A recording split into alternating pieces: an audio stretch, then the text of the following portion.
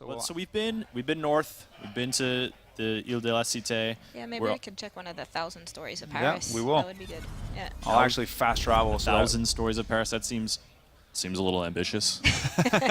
So it's actually what, 50? No, there's actually over 100. Over 100. Okay. So it's different stories that focuses around the revolution. So it's characters that we didn't want to try to fit in all the famous people within the storyline. We want to have those guys still present on the outside. So there's a lot of very interesting personalities that made an impact in the French Revolution, and you get to meet them through these 1,000 Stories of Paris. By interesting, do you mean terrifying? Like some there of are them, some. There are some. Some Yeah. of them, like you actually get to meet Sanson. Sanson was the king's executioner, and his profession was to kill people.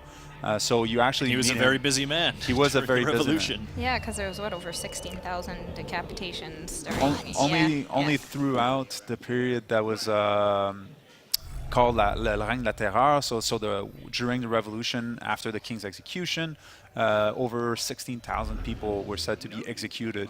The trials, there was trials, but they were extremely quick. Yep. And it was really easy to join to conclusions. How did that dude not like tear his rotator cuff or something? I mean, that just seems like he must have been in really great shape. It's a little grim, I know, but Well, there was the guillotine. Oh, of course. He's probably just some big out of shape dude. He just has to let the rope go, and then actually he is exactly that. Yeah. Oh, really? He just has a sense of dramatic timing, waiting for the crowd to really get frothy before.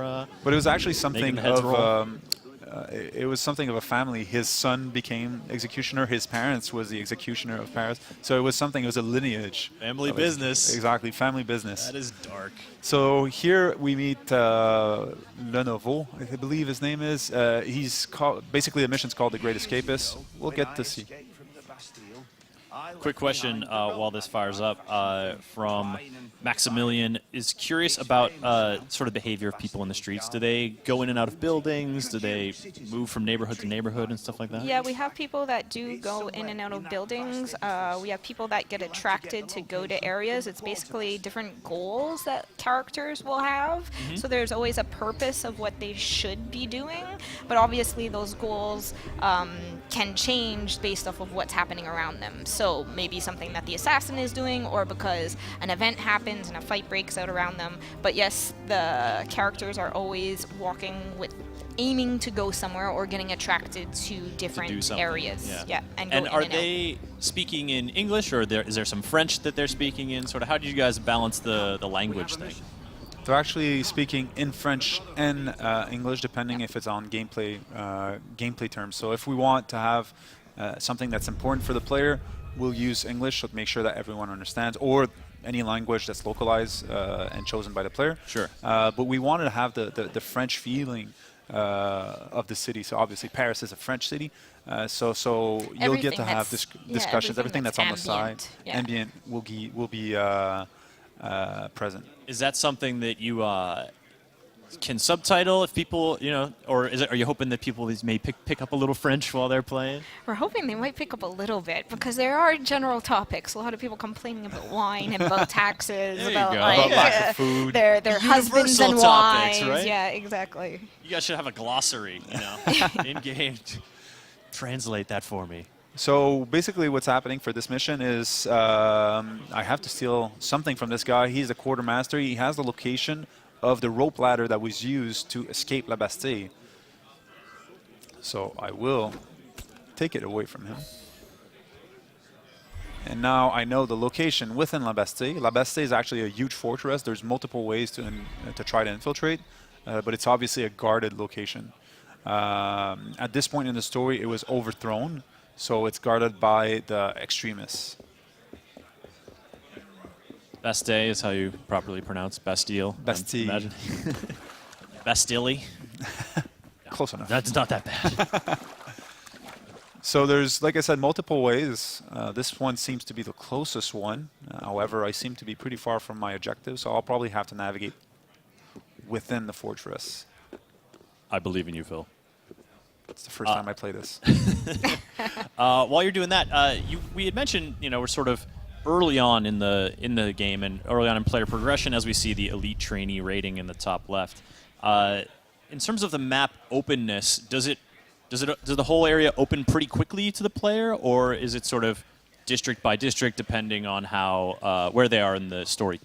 As soon as you reach Paris, the city opens up. Oop, this guy saw me. You actually got a glimpse of the LKP, last known position.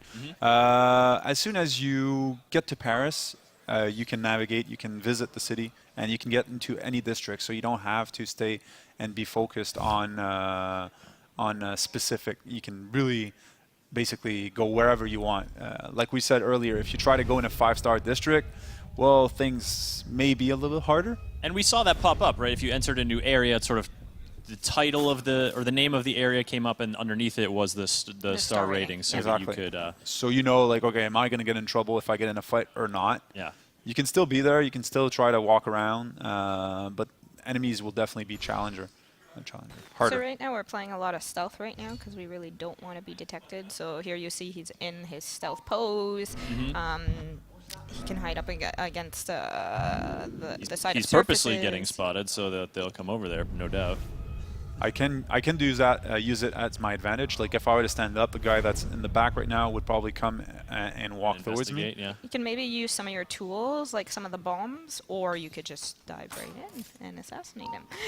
I feel like watching Arnaud stab people, he's like really casual sometimes. He just comes up and stands right next to you, kind of pats you on the ribs. And he's like, "All right, see you later, buddy." And he's used to it. You're bleeding out and dying horribly. I'm so pleased that we're still using the hammer, which I have come to think of as a croquet mallet.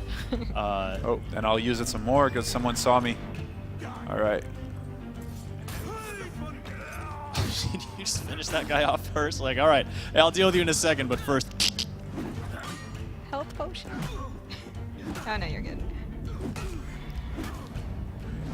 Oh, that was the second smash that you I was asked. expecting that last time.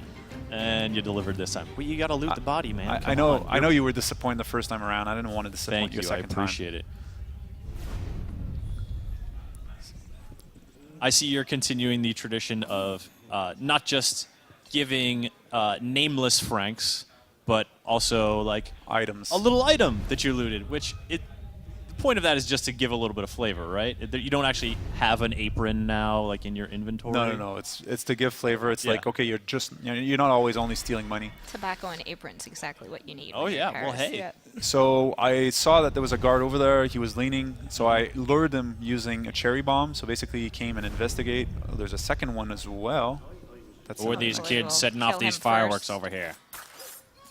And I'm right next to my objective. Okay, he walked away, so I'll just steal the rope ladder, which is the reason I infiltrated this whole location. Why do you need that rope ladder?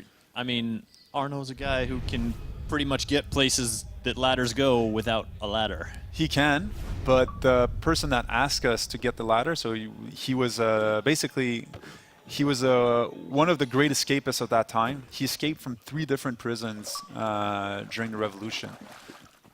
So he actually created the rope ladder for the escape of La Bastille, and it was kept in La Bastille until the end of the Revolution, where someone went in and recovered it.